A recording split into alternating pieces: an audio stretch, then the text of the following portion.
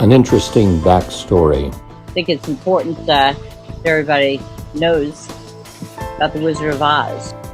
A professional with decades of experience in her field. I'm a psychotherapist who works pretty much exclusively with law enforcement officers, as well as other first responders. Strong opinions and a definite point of view. What people see on the streets, this job, is not normal. Brutally honest and funny. When I get a call in the middle of the night and they've been drinking beer, they're normally crying over a relationship. When they're drinking Jack, they get on the phone and they start off with, "Hey, babe." She identifies problems, probes, pokes, and makes you think. So if something happens to your family, which is truly your biggest fear, and you haven't thought about every single potential of what could go wrong, then you feel like you failed. She has her own special style. You're either part of the problem or part of the solution. Pick a side. Welcome to StephTherapy911 with Stephanie Samuels. Hello and welcome to StephTherapy911 with Stephanie Samuels. Today I am honored to have Adam Kinakin on the show with me. Adam is the managing director of the ILET network, which is the International Law Enforcement Training Network. Adam is more than a wealth of knowledge, and it's not just one of those kind of narrowly focused areas. He has got a breadth and a depth that few people have. And Adam is busy. He's up in Canada, and Adam and I had met a while ago. Adam ended up putting on after COVID hit. He had to make a decision on whether or not to continue to move forward with a training and do it in an unprecedented way, and managed to figure out how to get.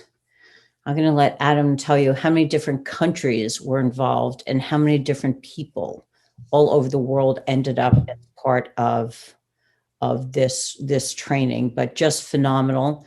We were invited. Adam had chosen Copline as the recipient of the proceeds.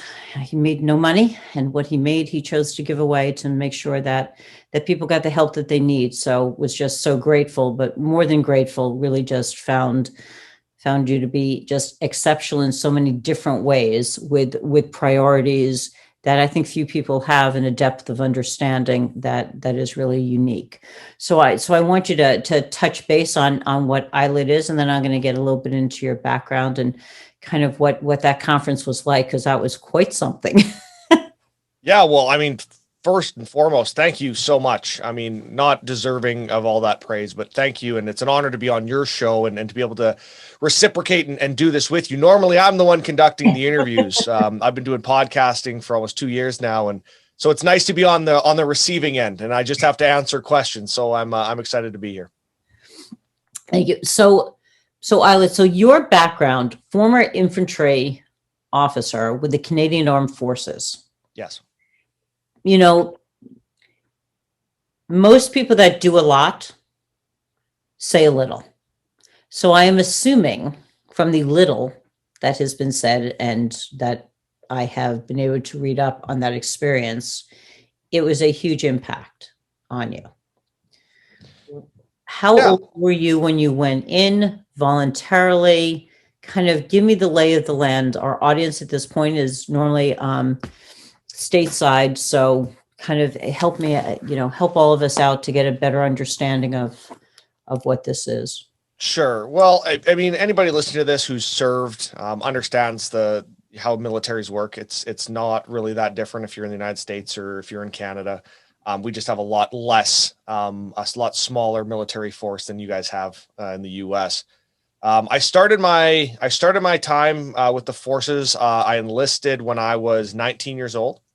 I was actually in my second year of university. I was taking psychology at the University of Saskatchewan. And at the time, we had a program running because we were, we were in Afghanistan. I think we were 2 or 3 years in Afghanistan. And I decided I was like, time to lace up the boots and get in there. And so I got in, and we had this program where they would basically cover and pay for my university. All I had to do was go and serve and spend some time, hanging out in mud holes and stuff like that. So I went in, and I ended up going through training and everything, and I've been bounced around the country. And prior to work up to go overseas, I actually ended up fracturing my spine in training. Fell into a tank rut with a ruck on my back with a bunch of ammunition in it.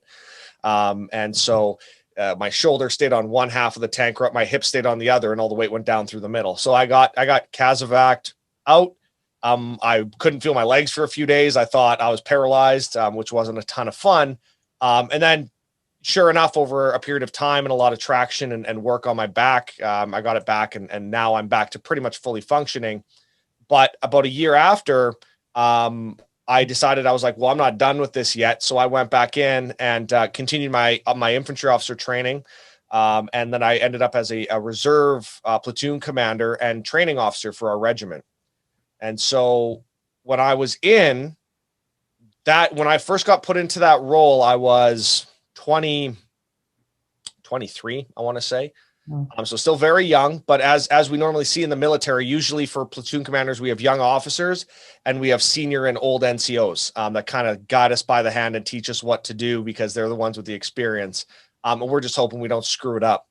So I get in there and I'm about 6 months in, and the first real taste of any type of trauma that I felt like, not physical trauma, but emotional trauma, was I had one of my platoon sergeants take his own life. And so I remember distinctly getting a call from my CO. It was like 7 p.m, and he basically filled me in on what was going on. Said we're calling an emergency fan out. We're getting everybody in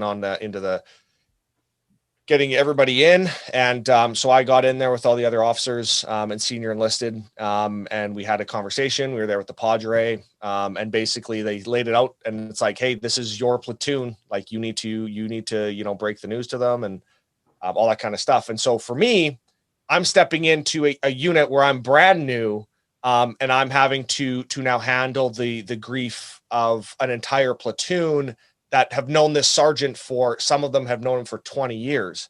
Jesus. And I have to be the one to help guide them kind of through that process, which is a very daunting task for especially for a young officer.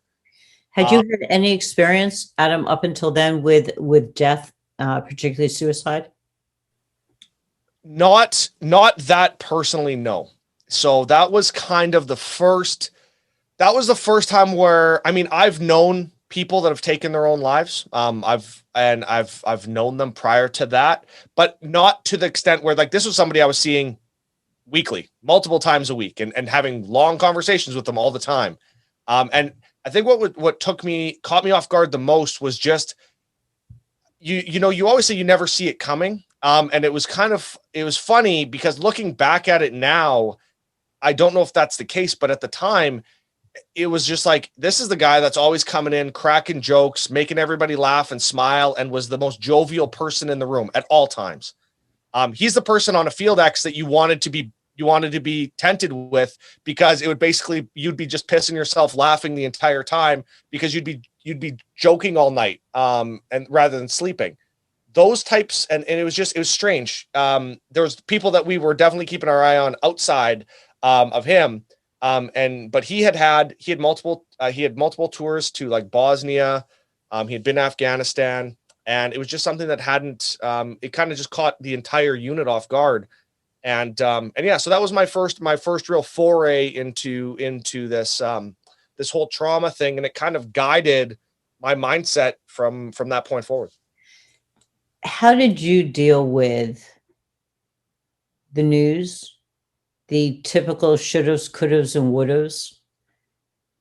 How did you kind of, how'd you get the information, and what was that like when you first heard it?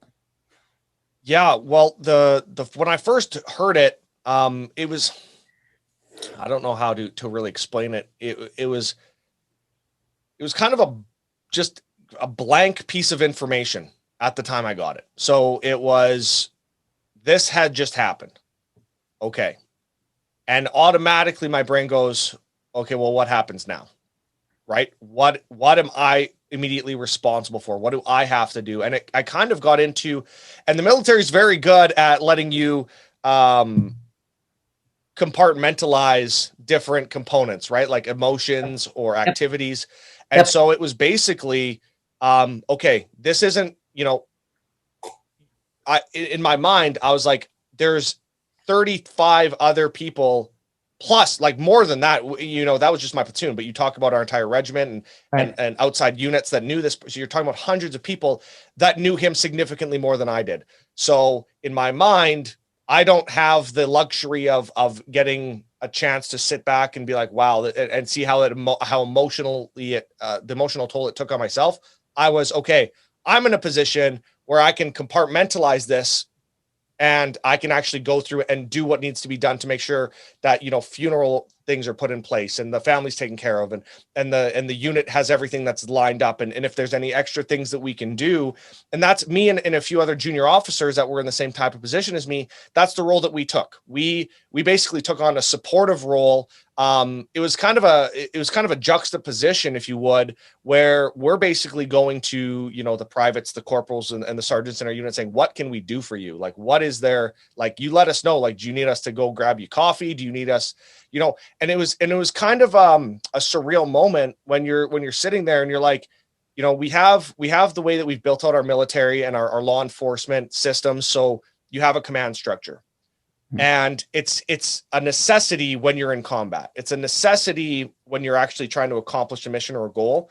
But when something like this happens and you're at home, it's a little bit different. And so I think you really find the human element and as part of, we talk about brotherhoods and things like that in military and in law enforcement. And I find that this is really truly where that shone through.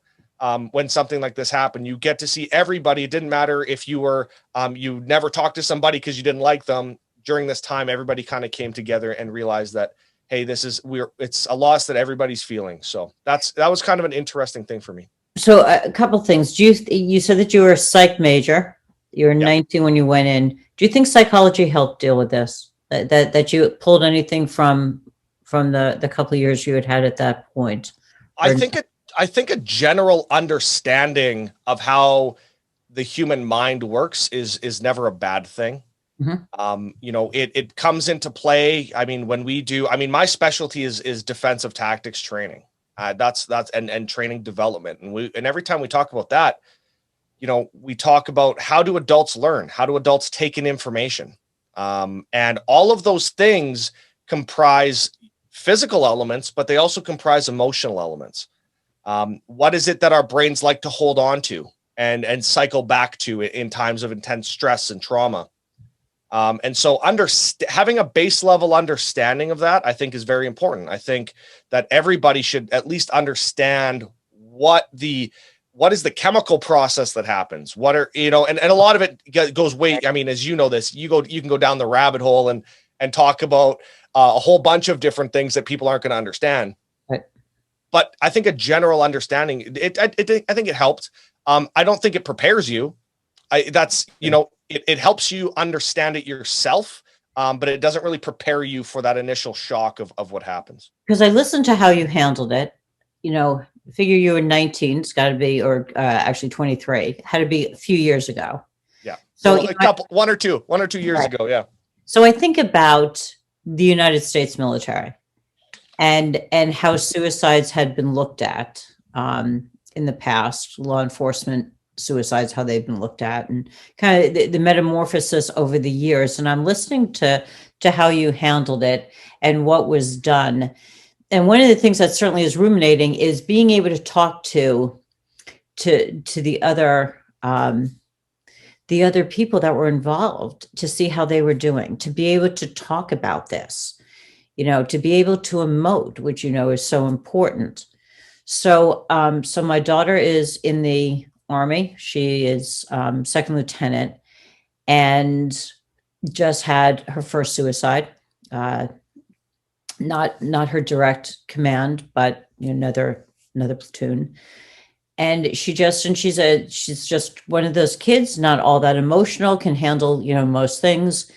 My kids had to be resilient. They had me as a mother. And she said to me, she said, there was the most horrible thing. And she just wasn't prepared. And what really got to her was how impersonal it was. And, and I listened to how you're talking about this and how she talked about what she just experienced, and just two completely different, kind of scenarios, and really healing and openness takes place from the leaders. You clearly, Adam, are a good leader. And, and I know from having been part of the ILET network when we did the virtual, just how important that leadership role was in really every single training. The importance of it, the importance of how you organized all of us all over the world to bring out what would be the best for every person that was going to participate in your conference. And it's such a gift. And being able to talk about mental health, being able to take away some of that stigma and be able to talk about it, when you can talk about, as you would say, the shit that cops love, the use of force stuff and all of that, but also being able to understand the psyche is part of that. You can't, as much as you want to compartmentalize, which is lovely, the human body, besides complete disassociation, which can happen, at some point in time, typically you rejoin. And in order to have a healthy person, you've got to be able to do that.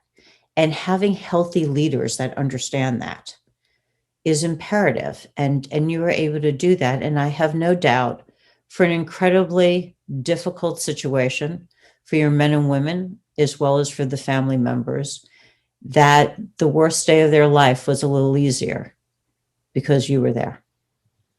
Thank you. I mean, yeah, and I don't know if that's necessarily the case or how it is. And I mean, you know how I am with these things. When we talk leadership, I appreciate, saying, my leadership capabilities. I'll tell you what, that isn't something that's inherent in me. That was something that was earned and learned throughout many years. I would say when I was a junior officer, I was not a good leader. I just didn't know enough. I didn't know enough about how to utilize the resources that I had around me. And there's so many pillars to leadership, and the biggest one that I found, and it's funny you bring up the event and how we had like 45 instructors from 4 continents on that event. And crazy. We had, the weirdest thing about it was everyone's like, wow, you really put this thing together. And it really was like, technically, was I the person that kind of was the ringleader? Yeah. But there were so many people that I leaned on for advice or for their experience or for their recommendation when we put it together. Right. Even when we talked, I said, hey, I want you to talk about what you want to talk about. And you said, well, what do you want me to talk about? I said, whatever you think is most important. Mm-hmm. And when we brought this event together, and it was the core component of this was training. We wanted people to get we wanted somebody to have actionable, useful content out of the training material.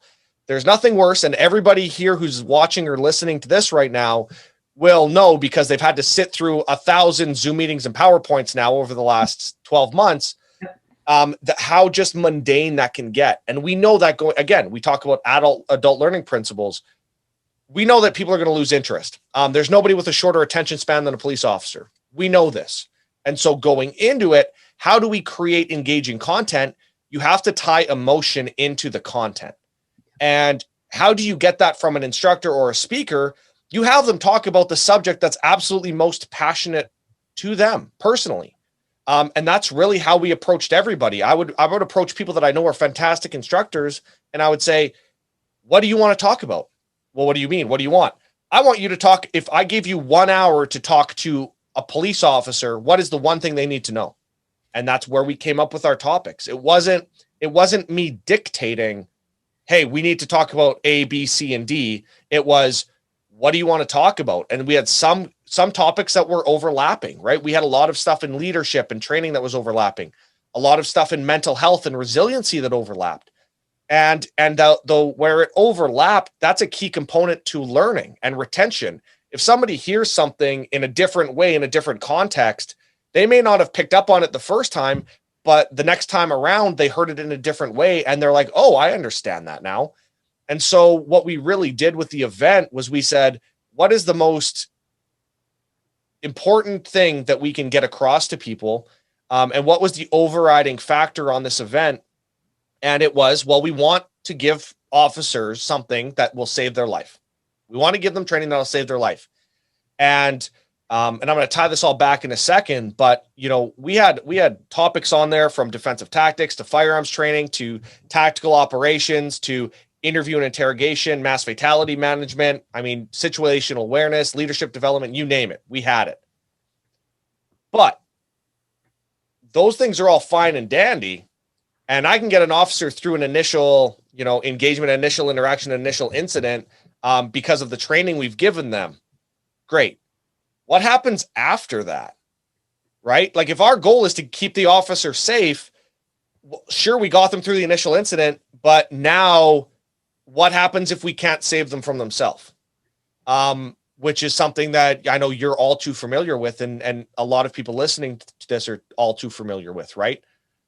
It's the what happens now. And for me, it felt out of place to take an event where we had 10,000 officers from 76 countries attend. And to me, it seemed out of place to say, well, let's focus on all the tactical stuff that we can do. Let's have guns and fighting and explosions and all the cool stuff that the guys and girls that wear uniforms love to do and love to see. But what's crucially important? So I kind of played a trick on people. We had some really cool stuff. We had some amazing instructors that people know really well, like Tim Kennedy and Dave Grossman and Tony Blauer and all these very big names that do very cool things. But then we interlaced them with people that were a little bit more obscure that they didn't know, but talked about really important concepts like mental resiliency. And we really find that that's the best approach. We have to find a way to draw the regular officer in so that they're engaged with us, so that they're ready to learn. And then we throw them a curveball and give them something that we know is important to them, but do in a way that keeps them engaged. So they're like, wow, that's actually something useful to me. And we tie emotion into it and everything. So it was really cool to be able to take the event that we had.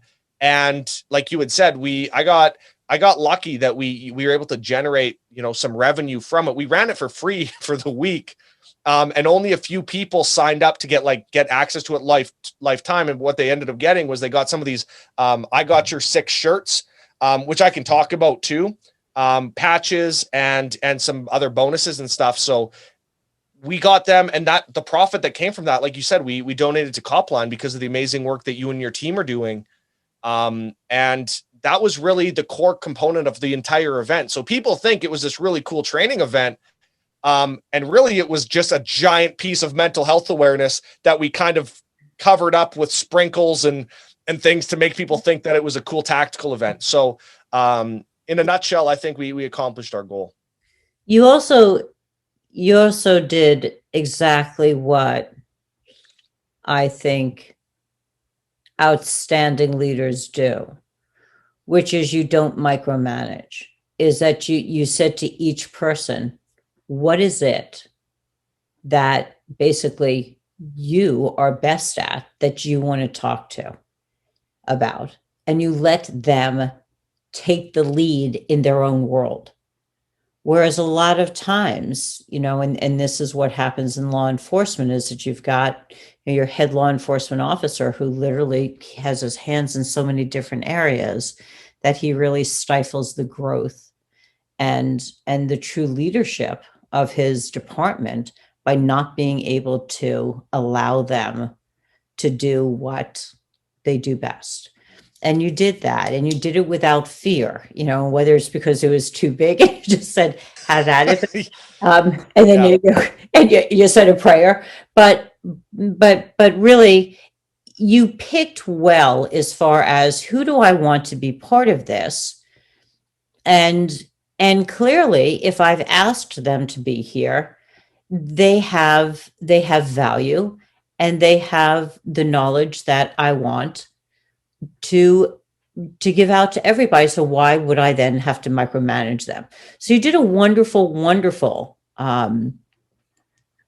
event, and you actually led by example, which is you gave your troops, all of us, the ability to then lead in our said area without micromanaging. And that's really what it is. Yeah. But you talk, I mean, I think that for me, it's such like I said, it's something that is kind of like a learned experience. Unfortunately, like you said, there's certain people in certain positions that don't understand the concept of utilizing assets. That's a hard one. That's a hard nut to crack. Some people get into a position of power and they like that. For me, I'm always, anytime I'm put in a position of leadership, I get very nervous, and I'm happy and open to talk about that. Because at that point you realize you're responsible for something or somebody. Absolutely. And what I do is I realize that I have people that have been doing things a lot longer and are a lot better at it than I am. Right. I always joke. I've been a certified first aid instructor for forever, as long as I can remember, that I can actually teach and certify people in first aid training. I've run, I think, one class in 10 years. And the reason being, and it was something I did. I think I did it for like my mom's business. It was like her and her 3 people. They're like, they're like, we can't get anybody. I'm like, fine, I'll do it. Because I know they'll never have to use it. Right. And so, but when somebody comes to me, whether it's a department or, a security company or anybody, they come to me and they say, hey, can you run first aid training for us? I go, yes, but this is my buddy, Bob. Bob's been a paramedic for the last 25 years. I'm going to have him come in and teach you. And it's not because I'm incapable of teaching. I can teach the manual. I can teach the steps that they need to get their first aid. But what happens when they ask an obscure question? Or what are those pieces, those little golden nuggets of knowledge that I don't have that somebody who's been working the street for the last 25 years will have? And so I always pass them off to the person that I trust, that I would go to. And that's how we built this entire ILET network. It's not me. I'm not the instructor anymore. I have a cadre of the most amazing instructors in the world that I can reach out to. And somebody asked me about, hey, do you have, we're looking for some information on sleep and resiliency when it comes to law enforcement. Awesome. Who would you like to talk to? Would you like to talk to Dr. Stephen James or Dr. Charles Samuels? Who is it that you would like? I can give you one in Canada. I can give you one in the US. Those types of things. And, or it's like, we have experts for mental health, whether it's yourself or therapists, or if you're talking about like EDMR, or you're talking about CISM, or you're talking about anything, right. There's people that's their specialty. Right. There's a lot of people that know a lot of all right. the components, right. But there's people that's their entire life's mission is that thing. Why wouldn't you go to that person? And so for me, it doesn't make sense to try to find the jack of all trades when right. I can have the best person at each specific thing come in and share their knowledge. And then it becomes a resource for people. It becomes a resource for the officer. It becomes a resource for the agency. And so what we do is for all the instructors like yourself or anybody who attended the event, they say, well, we want more information. I go, awesome. Here's Stephanie. She said you can contact her. I'm going to do an introductory email so you guys can talk. Right. We did that thing. I was able to, Blue Line magazine up here in Canada is running an international expo. And they asked me to run I'm going to be running a panel on mental health and resiliency for law enforcement. And as a lead up to that, They're like, well, we'd like to put an article out. And so what did I do? I called Stephanie and I said, hey, do you want to be a part of this article? Because you're the expert. I'm not the expert in mental health. I can run a panel discussion. I can moderate a conversation. I'm not an expert at it, right? I know enough to guide a discussion on it, but I'm not the expert. And so I go to experts, and I really wish more police chiefs, more agencies and leaders would utilize what they have. If they just took a second and looked at what the amount of knowledge they have in their own agencies, and utilize that, man, we'd be a lot better off than we are right now. And morale wise, so much better off. And I think it comes down to security, that you are secure in who you are and what you do, and have an understanding that one of the things that makes you really good is being able to connect resources. I know for me, when people need something, I'm like, just give me a day or two. I'm sure I can figure it out, because it's not me, but I just need to figure out, who's in my bag of tricks here that I can connect you to. And I agree that if we did that in all areas of our life, that it would be a smoother ride, and that chiefs would have departments that enjoyed being there.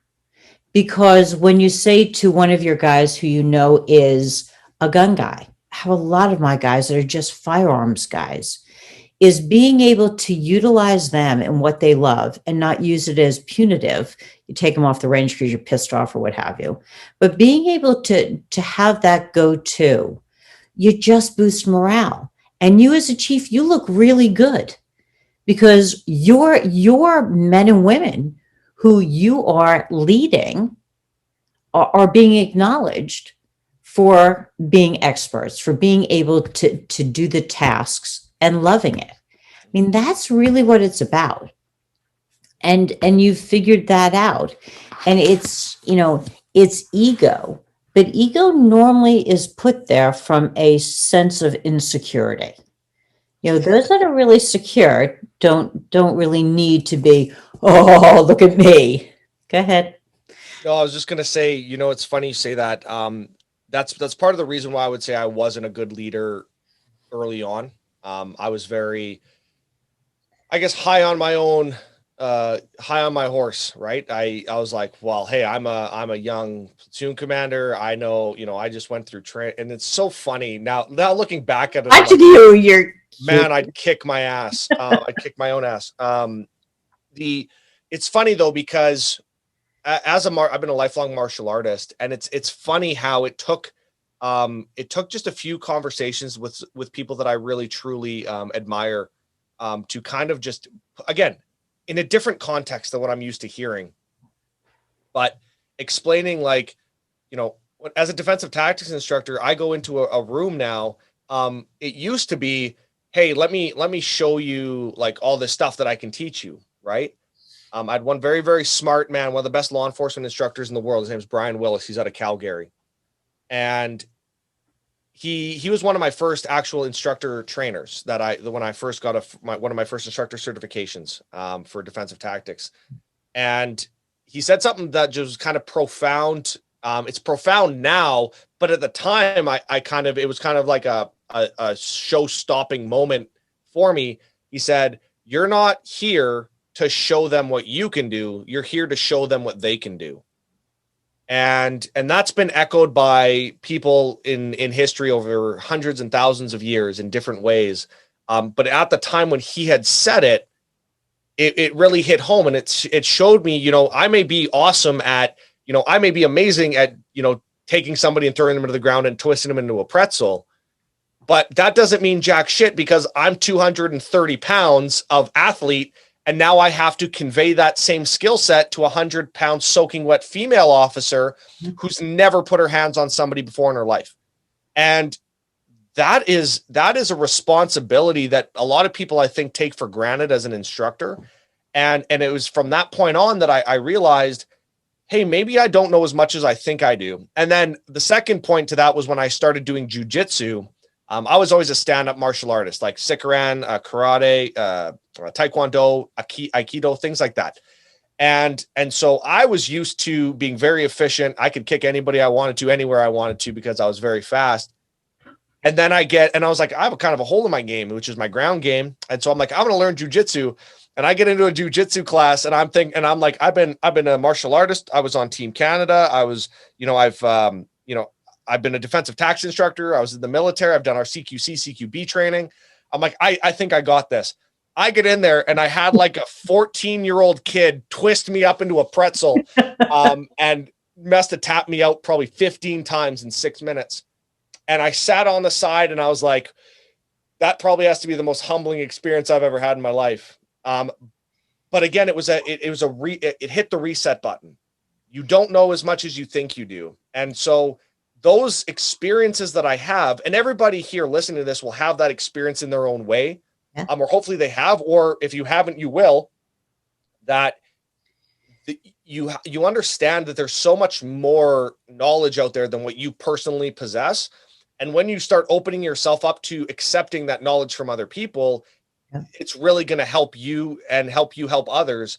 And when we talk about mental health training, for law enforcement, especially, that's one thing that we try to get across is, hey, I understand that you think you're good.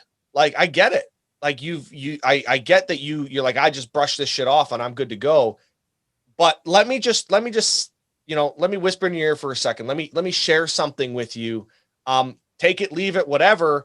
But I'm able to pass something along to them in a context that they may not understand immediately, but when they're home later after their shift, they sit back and like, I wonder what he said was actually, or, hey, maybe I'm going to do some research on that, or whatever. It's those conversations. And I really find, and I don't know if you found this, but me being able to come on a podcast and talk about this is great. And we're going to share this with as many officers and people as we possibly can. And they're going to listen to it, or they won't. But they're going to take it, and it's going to be a piece of information. But when I get to sit down with somebody one-on-one and have a real one-on-one conversation with them, I can get so much farther in 5 minutes than I can having them watch 20 hours worth of training content. When the pandemic hit and people would say to me, are you in your office? I'm like, if I'm in town, I'm in my office, because cops want to see you. It's just, that's what it is. There is a connection. There's nothing that replaces being face to face, not camera to camera, face to face with a person. And so absolutely, that absolutely ruminates with me. The other, humility is huge, and the older I've become, the more humble I have also become, because I realize how little I know and how much I truly owe to so many other people. But I remember being, as you were telling the story, I remember being a young therapist, goes back probably 20 some odd years ago. And I remember being in session and having this incredible insight, which I then share with my patient. And I literally watch them leave my office, and they are like crawling out my fucking door. And I will never forget, I remember saying to myself, that was awesome, Steph. Congratulations. Whose needs did you meet? I met mine. I'm not paid to meet my needs. I'm paid to meet their needs. I had no right to give that insight at that stage. So I could show that I'm bright, that I can do this. No. That insight needed to be given probably a month after it was. And, and they did. They came back, and I owned it. And I said, I made a mistake. And I will tell you, that's the other key that I find to be invaluable. That, I raised my kids, own your own shit. You have got to be able to say that you made a mistake. And just because that moment's over with, there is always a good time to tell somebody how wonderful they are. And it's always important, no matter when it is, to acknowledge that you made a mistake. And as a professional, I think it's even more important for me to do that because it makes me human. It removes that other factor. At times, it's a barrier to treatment, is to be able to say, I realized last session that I should not have said that I think that was unkind, uncalled for, and the timing was really off. And I really apologize because I watched you as you left here, and I watched that I had taken the wind out of you. And that is the last thing you're coming here for, is to leave feeling like that. And I said, you're going to have some shitty days in here, but they shouldn't be shitty days because of me. And that just, they were so appreciative of that. And I think people have this strange perception that whether they are the leader in a training, and they've been hired as such, or they're a clinician or whatever, that we should have all the answers and we don't make mistakes. Bullshit. We need to own them, and we need to be able to model that as well, because that's human. Yeah, I mean, it's interesting too, and I'm always one to be, open when this because we've talked before, but I'm always, when we have conversations like this, something always sparks in my head, and I'm always comfortable sharing. I'm comfortable sharing things that, feelings and thoughts that I have, and one of them, when you mentioned that, was also I've found with myself especially, and I know this, and from a lot of officers that I've spoken with. You can find a way to do that and be honest and own up to things. But for some reason, it happens either like at work or at home. And so what happens is I have for example, for myself, I have no problem if I make a mistake in training or in business or, something like this. I have no problem owning up to that. But if I do something wrong at home, I could probably count on one hand the amount of times that I've either apologized to my wife, or whatever, and for some reason, it's because I'm so used to doing it in one setting that I'm kind of like, I don't want to do it in both. Like I kind of, in my mind, I select one or the other. And then sometimes it'll switch and I'll do it, but I'm like, well, I'm trying to build a business and I'm trying to do this. So I prioritize work over home life. And I know this is something that you deal with in your practice a lot, is officers that get so honed in on what they're doing when they put their gear on and they put that badge on and they go to work. And then they forget about all those same things and how to actually treat people correctly when they get home. And so for myself, I know I've experienced it. And I know a lot of officers are in the same boat. There's a wonderful book. It's like 86 pages. It's called The Knight in Rusty Armor. Absolutely, to me, mandatory reading. And I always so when I taught the police academy, that was my mandatory book. And I used to say to the recruits, I'm like, here's the deal. Depending on your bowel movement schedule, it's like a 3-crap book. Like, you should be able to knock it off. And men, somehow or another, your substation is always the bathroom. Women, it's amazing. We're in and out in 38 seconds. Yeah. You guys, it's like it should be a second address in the goddamn house. I'm like, what the fuck are you doing in there, for God's sakes? So when we're doing the bathroom, I put a phone in there. I'm like, God forbid something happens and your cell phone dies because you're done playing whatever game it is. I need to make sure you can call 911 because you're going to be in there forever.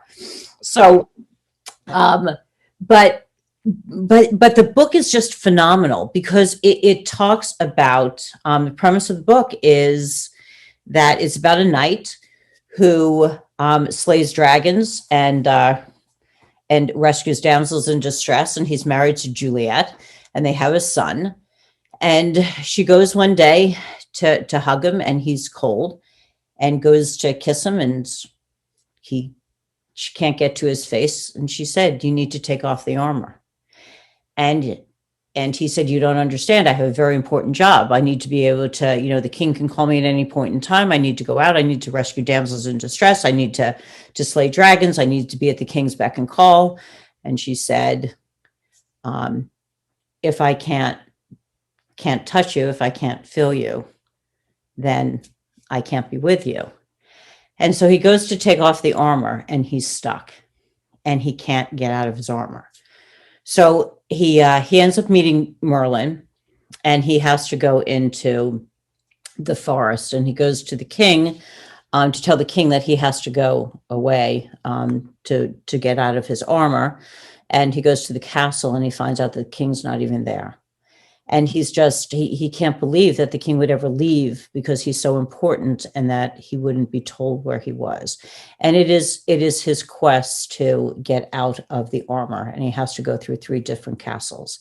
It is an amazing, amazing, truly short book, but brilliantly written. Was never written. It's actually written by a comedy writer. It was never written for law enforcement, but holy shit, did it nail it. And that's what it is. It is interesting because I've never met a cop who is really looking forward to splitting his pension between 3 ex-wives. They really would, they're really hoping that they have this intact life, but they do little work to make sure that happens. And their justification, which I totally get, is I go out there every day and I put my life on the line to do a job, and so that your world's safer, that all of our world's safer. And a wife typically says, I want you, when you're done at the end of the day. And it's very difficult. The number one fight is when he comes home and she says, honey, where do you want to go to dinner? And he's like, I've made decisions all day. You pick where you want to go for dinner. Just, well, where do you want to go? And it's difficult for them to understand, like, they have had to make decisions. And I don't mean life and death of firearms and if they can shoot anybody. That's not what cops do all day long, much to the public's surprise. Yeah. Shock to the system for the public. Yeah, exactly. Yeah. It's more along the lines of, with a domestic, you go here, you go there, do I press charges? There's a handicapped kid. Do we call, our child protective services, don't we, patrolling with windows down to make sure they hear stuff. I mean, what's going on. And then they come home and they have been operating, at between DEFCON 3 and DEFCON 2, ready to go to DEFCON 1. And when they come home and they finally feel as safe as they can feel, they just don't want to, they're just fried. And it's difficult. It's difficult to unwind. I talk about that they go on 3 shifts. Their first shift starts about an hour and a half before the shift. And depending on whether or not they work out beforehand, then you can back that up. But there is a psychological metamorphosis that goes on before that officer ever leaves that house. And then they do their full shift, whatever it is. And then there's the after shift, which takes about an hour or more to just be able to unwind. It is a brutal, very lengthy kind of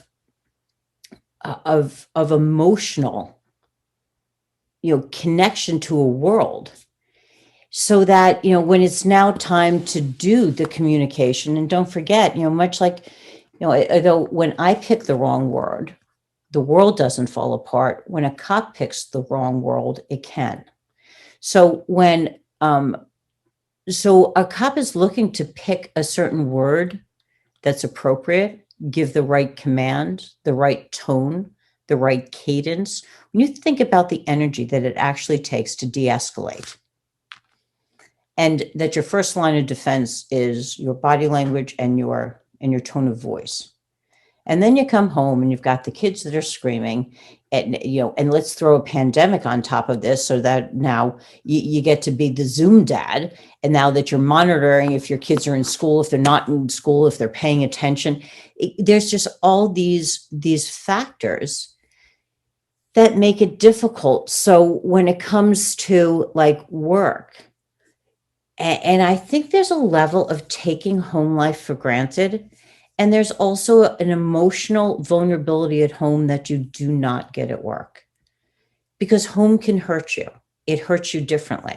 It hurts your heart. And at work, it's not a kill shot. Home's a kill shot.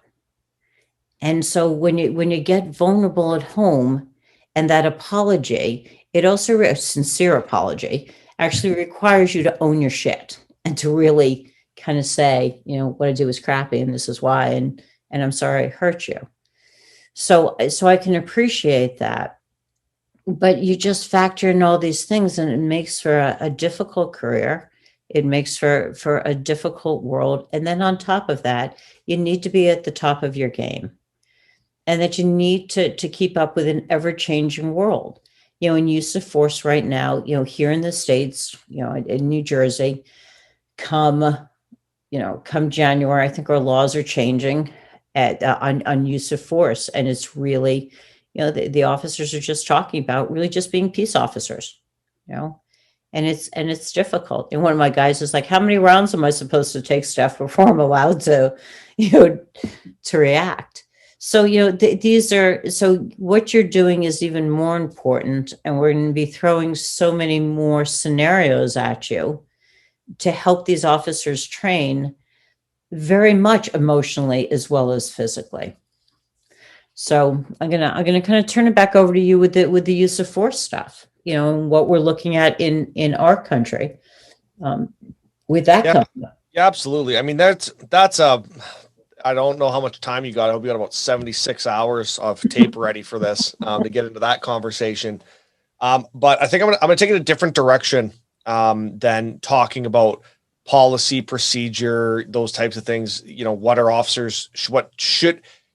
Should we be changing the way that we do things? Should, with the new George Floyd bill that just passed with using neck restraints, what happened that was passed in New York with even, using like top body weight control on a prone suspect, things like that. Like, I don't want to go into the weeds on that because you can talk science all day on it. And the problem is that nobody in a decision-making position is going to listen to you.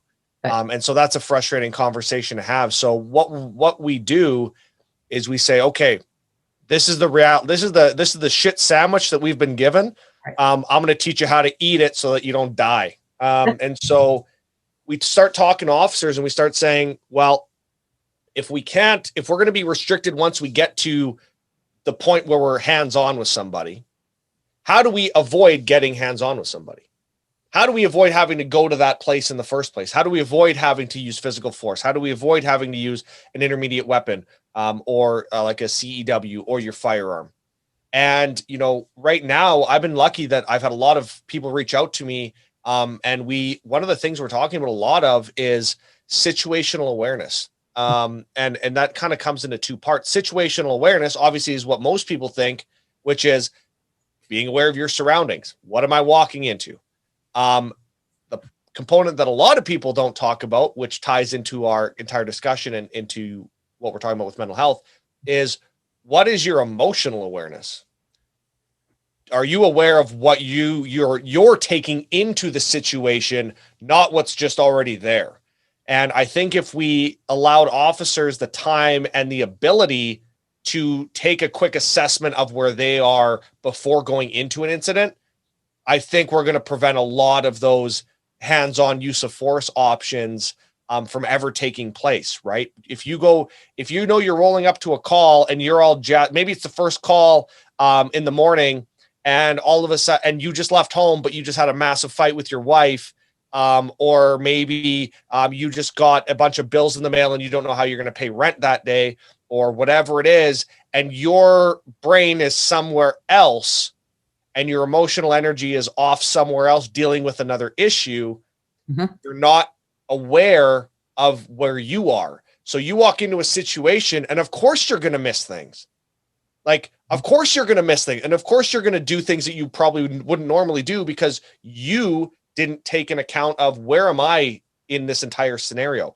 I can see where the suspect is. I can see what they're doing. That's pretty cut and dry, right? Has a knife, doesn't have a knife.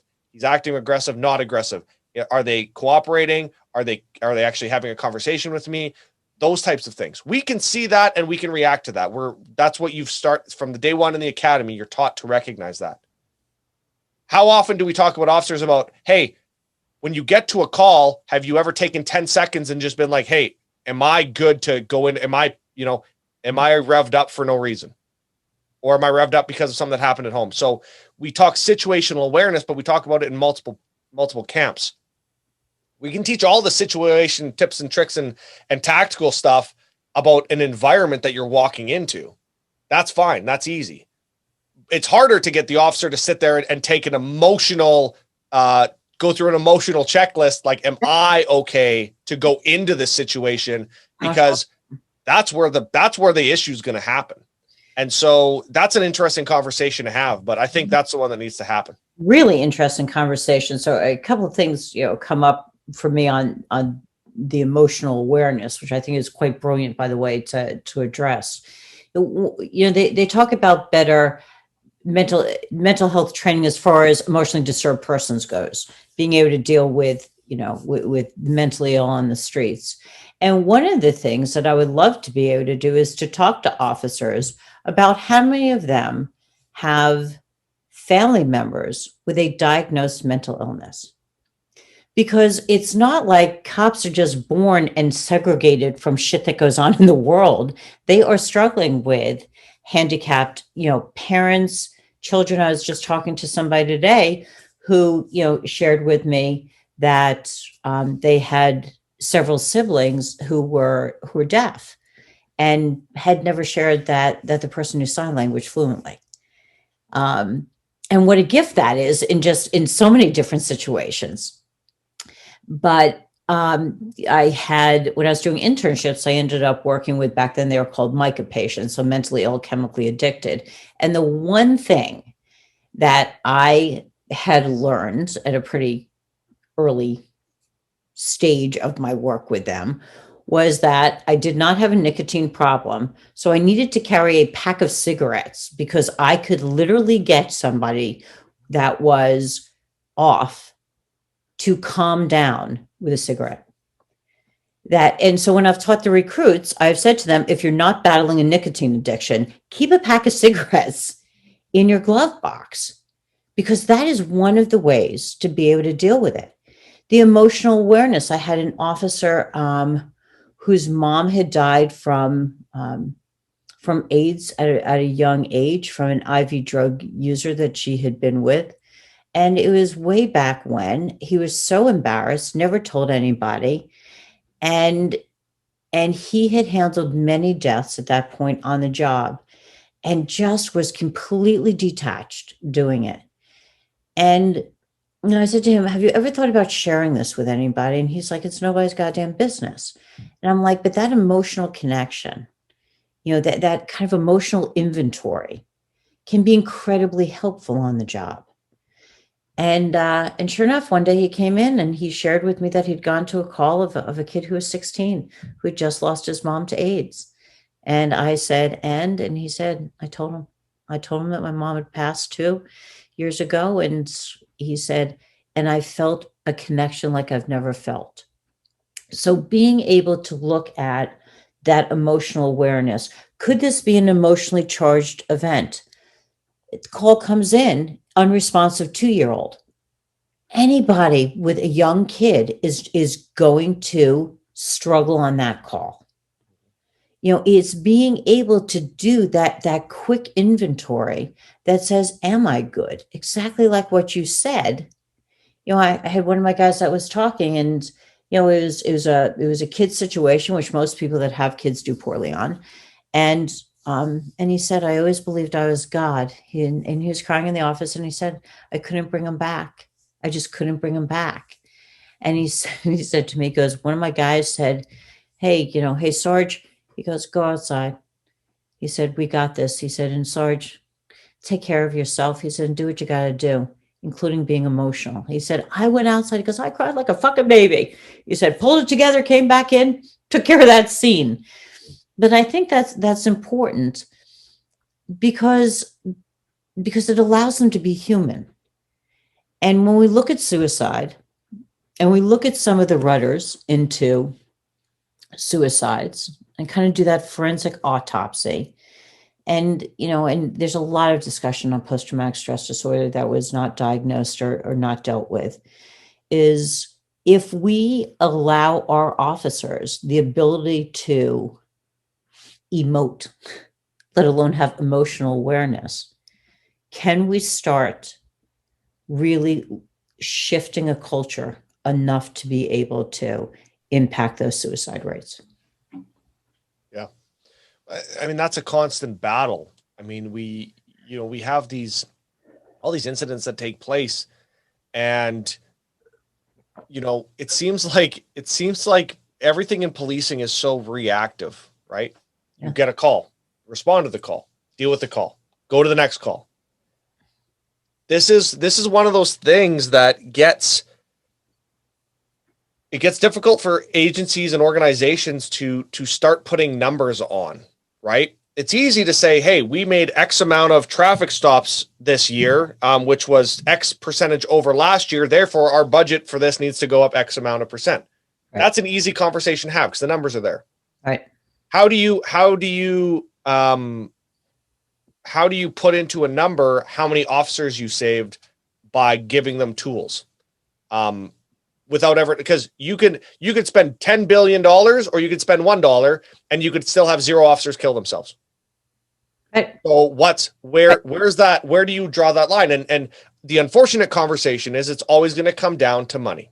It's going to come down to time and money. That's just the way it is. So we have to start finding a way to either work within our means and kind of working from the ground up and hoping that eventually we will have enough people in leadership positions that will take over that mantle of just evangelizing the concept of preemptive assistance for officers, or we find a budget to facilitate it from a third party.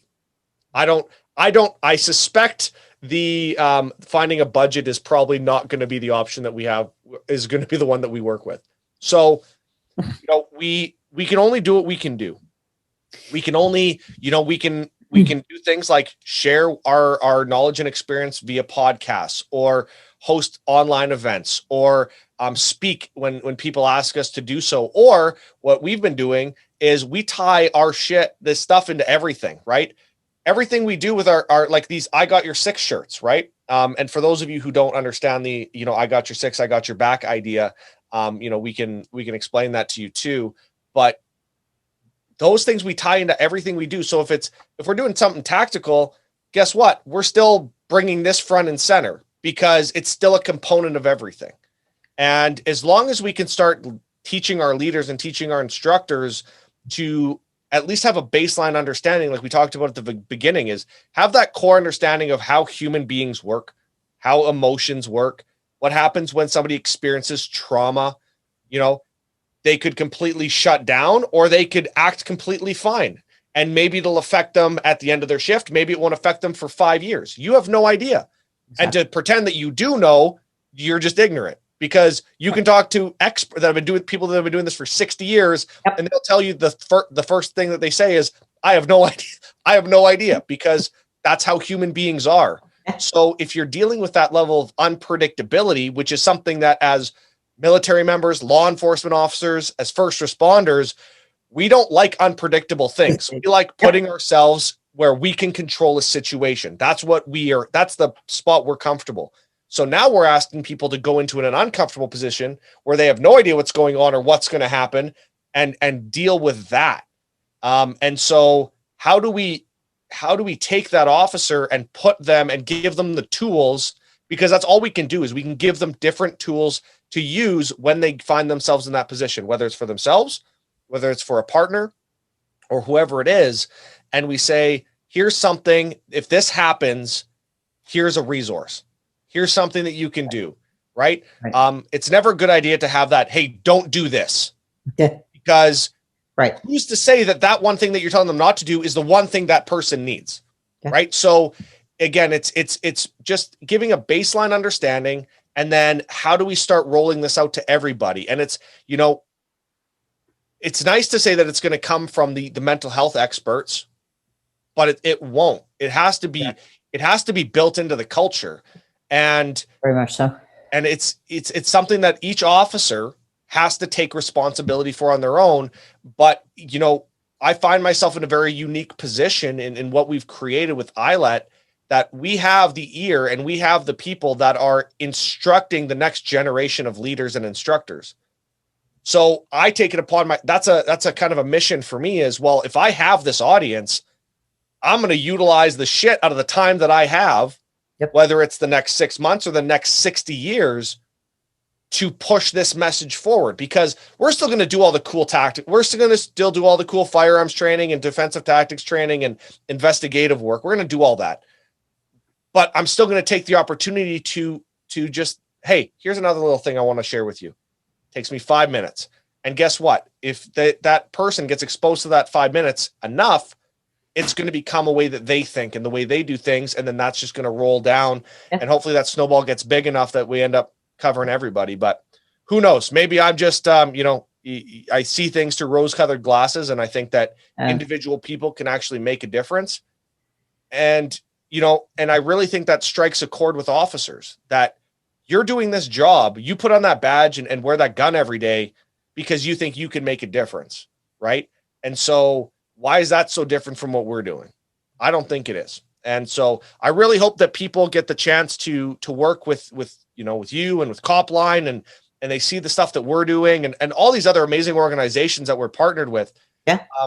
And just share the knowledge, share the information, right? It's not hard to share a video. It's not going to be hard to share this video. If you've watched this far and you're watching it right now, click share, send it through LinkedIn or Facebook or whatever. And, you know, if we get enough people doing that, hopefully the message will get out to the people that need to hear it. Yeah, absolutely. Is there anything that I haven't covered that you wanted to cover or to touch on or what have you today?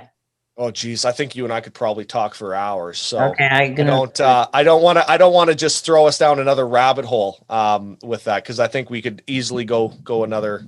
We can do another one. This doesn't have to be where we can focus on something else. But is there anything that you want the audience today to know? And I want you to tell them how to get in touch with you and resources and stuff through ILET. Yeah, sure, absolutely. I mean, like you had said, we've really put a core focus on the mental health and resiliency type training. I had the opportunity in November. One of our partners, Complete Threat Preparedness, is an amazing group, and they put on the National Emergency Responder Conference that I was lucky enough to be able to facilitate. And that was a full day on mental health training. And so that was an amazing event that we ran. We're going to be running it again this year in 2021. And then coming up on April 22nd, so that people are tracking on this, it doesn't matter where you are in the world, but Blue Line, like we had said, on April 22nd is running an international expo. And part of that day, in the afternoon, I don't know if the times are set quite yet, but in that afternoon, we are going to be running a panel on mental health and resiliency. And so I'll be running that panel. And so far, I think there is Dr. Robert Perkins. There's Dr. Charles Samuels from the Center for Sleep. Dr. Robbie. Oh, now she's gonna be mad that I can't remember her last name. Dr. Robbie. She's an EMDR absolute expert. And then Bill Rusk with Badge for Life up here in Canada. Yeah. And so it's a 4-person panel. We're going to kind of hit things from all angles and talk everything officer mental health and resiliency. And so I would say that you can check that out. And then for me, if you ever want to get a hold of me or find out what we're doing or get some of the I Got Your Six shirts or patches, I think we have patches too. We had a bunch of these things made up that everybody got their hands on. Really cool things. A lot of officers are wearing them, by the way. So I'm getting so many pictures from guys on duty just open up their shirts and showing the shirt, which is awesome. That is cool. But to ILET Network, ILET.network. Is the International Law Enforcement Training Network. We're actually, I'm not sure when this is going to go out, but as of April, we'll have a brand new website out, and you'll get to see all the events that we're running. We're running one on counter sex trafficking, one on search and rescue. We have our big ILET Summit coming up again in July, and everything in between. So you can always check us out. We're always available. And if you go onto our page under resources, it's one tab and it's all mental health resources, whether it's crisis lines, help for addiction counseling, things like that. it's all up there. So it's a one-stop shop for people to get information. So, and you'll also see a big Copline logo on there. Because Copline is one of the organizations that I truly believe we need to support. And I'm just going to give you a quick plug here because I want people to understand why we worked with you. Coming from a military background, and when I released, I don't want to say I became chemically dependent for dealing with my issues, but it got to the point where I was drinking quite a lot and mixing that with a lot of heavy narcotics with my back injury. And so getting out of that, and I was seeing and talking with therapists all the time. And the one problem that I found was I'd go and I'd see and talk to somebody, but they were a civilian. They had never worn a uniform. They had never been in the military. They had no idea. So I always had to start the conversation with, here's my entire background. Here's why this is bothering me. And it always happened that I would be sharing something, and the context would escape them. They had no clue what I was talking about, and they really didn't know where to go with it. And it wasn't their fault. It was just, they just didn't have the experience to draw from. Right. And when you and I first talked, and you said, we have, if the person picks up the phone, they're somebody who's done what you've done. They've worn the uniform, they've worn the badge. That struck home for me, because I could only imagine if the first person I had talked with had at least had some of those shared experiences. I think that process, I obviously got through it okay over a course of many years, but I can only imagine how much more expedited that process would have been right from the beginning. And so when you said that that's what Copline does, I said, shit, I don't know why this isn't front and center on everybody, because from a law enforcement perspective, you want to talk to first of all, cops trust cops, and you pretty much don't trust anybody else. Right. Sure. So that's something that is such a core component to that person emotionally, that when they call and they know that I'm speaking to somebody who at least has some shared experience, at least you have a starting point. And for me, that was the biggest thing. That was the biggest reason why we wanted to work with you. Also, super bonus points for being independent and not doing anything with the government, because the government sucks, both yours and mine. So I appreciate that very much. But yeah, I wanted to just share that with your listeners too. So because I think that is such a core component of what you're doing that's different. And I think that's why you guys are so successful with what you do. Thank you. Yeah, you stick to your mission just like you do. And when you need advice and you need to figure out something, you go to the best that you know of to get that humility that says, hey, if somebody's got some knowledge, if we need to check something out, we need to do this. So, and for us, just like you, when you talked about ILET, it takes a village. And I know that's, I can't be saying, but, shit, I don't answer the lines.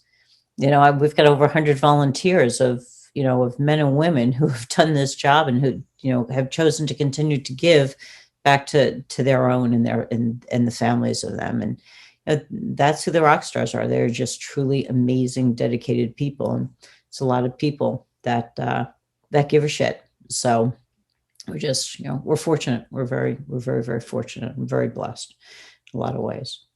So I can't thank you enough. You are an amazing man. Spending an hour with you goes by lickety split.